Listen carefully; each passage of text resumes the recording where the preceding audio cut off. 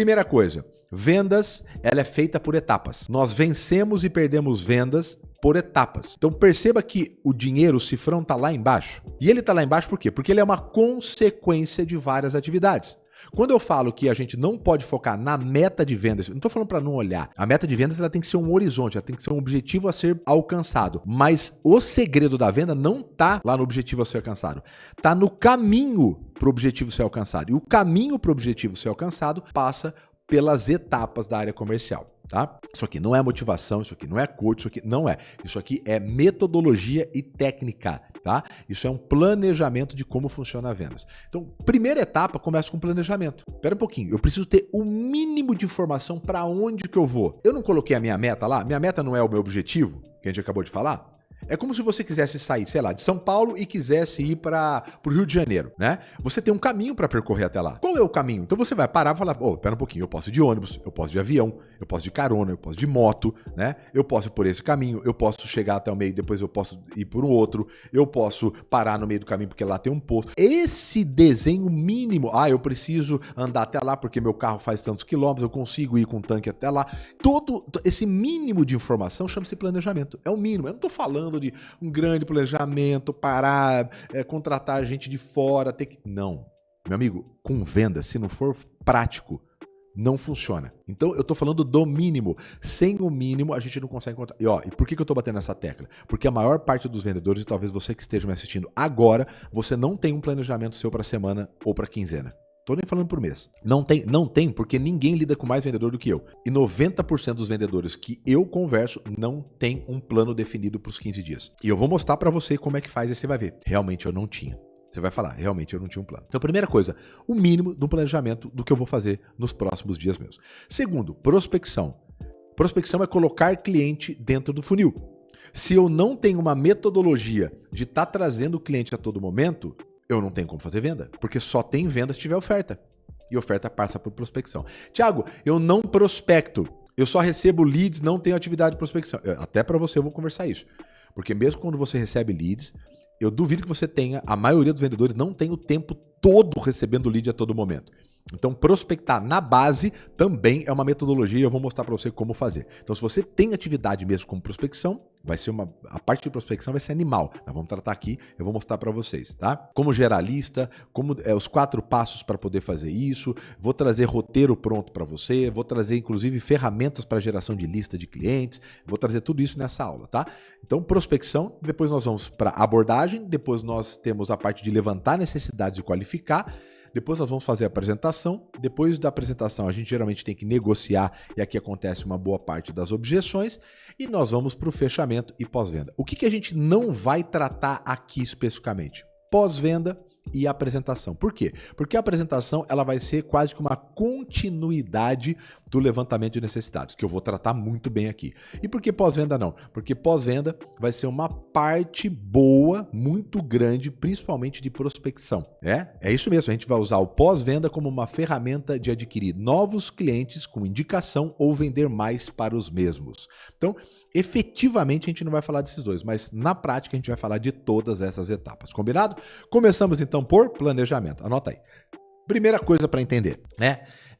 Vendas é um jogo que a gente ganha ou perde por etapa. Então eu peguei um exemplo aqui de uma escola de ensino à distância, ticket médio, barato aí, R$100 por mês, mensalidade, e o vendedor tinha que fazer 110 vendas para fazer 11 mil. E a gente foi entender o que acontecia para que uma venda acontecesse, o que tinha que acontecer para que uma venda ocorresse, né? Então vamos lá.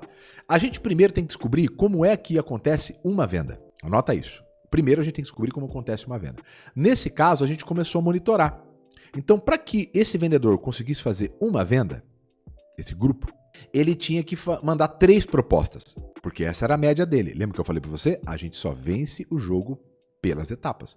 E a gente só consegue entender se a gente tiver um mínimo de histórico, para a gente desenhar o caminho que a gente vai lá para o Rio de Janeiro, que eu falei para você. Então, se a gente quer fazer uma venda, esse vendedor ele tinha que enviar 3 propostas. A cada 3 propostas que ele enviava, ele fazia uma venda. Só que ele precisava conseguir falar com 2 clientes. Por quê? A cada 2 clientes, um tinha interesse e falava, por favor, me manda a proposta que eu gostei. O outro falou, não, eu não gostei, não precisa não. Então ele precisava falar com 2 clientes para conseguir enviar uma proposta. E para ele conseguir fazer um contato, ele precisava de 3 oportunidades. Nesse caso, esse cliente, esse vendedor, ele recebia leads. Então a empresa tinha o que nós chamamos de inbound, que é a metodologia de geração de lead. Então o vendedor recebia a pessoa que erguia a mão falava: opa, gostei dessa oferta, me fala um pouquinho mais. Então a pessoa erguia a mão e aí ele conseguia entrar em contato. Só que não é tão comum assim. Caso você não trabalhe, eu vou te explicar. Não é só a pessoa falar: oi, tem interesse. Ela vai lá no WhatsApp e fala: queria saber. Isso não significa que a pessoa vai te responder. Por inúmeros fatores que eu não vou entrar aqui porque não é específico dessa hora. Mas tem inúmeros fatores. Tem gente que ergue a mão e continua a conversar, tem gente que ergue a mão e some. Então, para cada 3 pessoas que erguiam a mão, ele conseguia falar com uma. E aí a gente começou a entender. Ótimo, então a gente tem esses números para acontecer uma venda. Se eu quero fazer 110 vendas, eu tenho que fazer isso vezes 110. E eu comecei a ter os números que eu precisava para criar a previsibilidade do mês. Olha só que legal. Aqui eu já comecei a criar uma metodologia para entender a minha previsibilidade que eu tinha que fazer durante o mês inteiro. Se ele precisava enviar 330 propostas no mês, é só você dividir 330 por 20 dias que ele trabalhava. E aí você vai entender quantas propostas por dia ele vai ter que fazer. Então, o que acontece com isso, galera? O que acontece? Eu consigo medir todo dia. Se eu pegar essa conta, ó, vou fazer uma conta rapidinho para vocês aqui. 330 propostas dividido por 20 dá 16 propostas por dia, certo?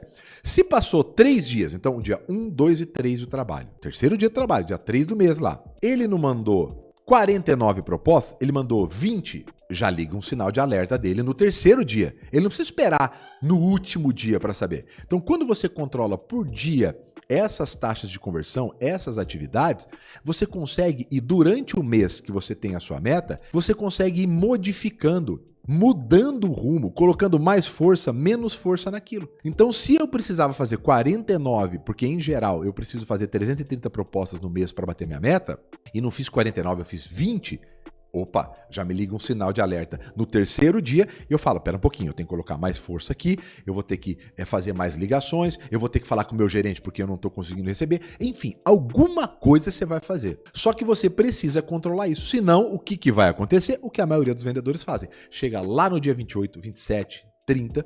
desesperado, chorando, mendigando venda, ligando para um monte de cliente, pelo amor de Deus, dando desconto até no talo para conseguir fazer venda. Por quê? Porque não viu lá no dia 3, no dia 4, que ele já não estava encaminhando para bater a meta. Por quê? Porque ele não dividiu a meta dele do mês por dias. É muito mais fácil eu controlar minhas metas de atividade, pode ser até por venda, tá? Vou ser bem genérico, mas por dia, do que você conseguir fazer isso no final do mês, ou nem controlando, porque a maioria dos vendedores não controlam seus próprios números. Beleza? Então, quando a gente olhou isso aqui, o que a gente viu? A gente viu que lá em cima, lá no topo, perto de oportunidades, a maioria dos vendedores perdiam 67% dos leads que vinham.